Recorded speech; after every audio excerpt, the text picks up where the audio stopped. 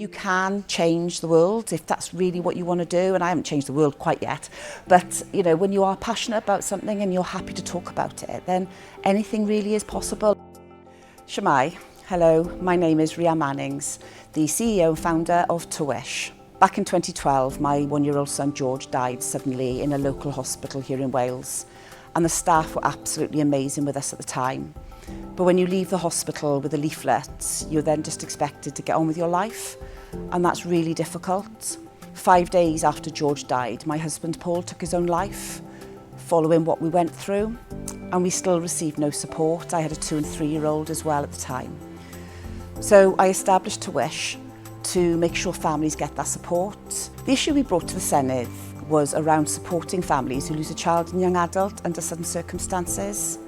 We felt that there were pockets of good practice in Wales, but there was no sort of consistent approach to supporting families whose child 1 minute is here and the next minute is gone. We came up with the idea of the petition in 2019, and it gained over 5,000 signatures very quickly. There was a massive support from it, from the general public, from families, but also from health service and also the police.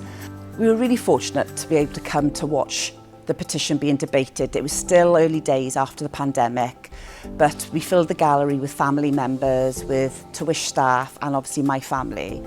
And to see how these things go about was fascinating, but actually really filled me with hope that someone like me, who, you know, this person who'd just gone through something personally in their life, was actually able to bring a situation, and actually people listened to me and people were happy to discuss it.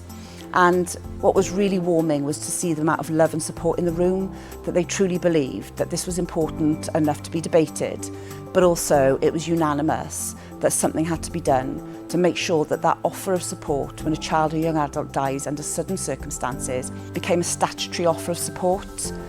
And we stayed very professional, but we did clap massively at the end. We behaved ourselves, and the emotion in the room was huge.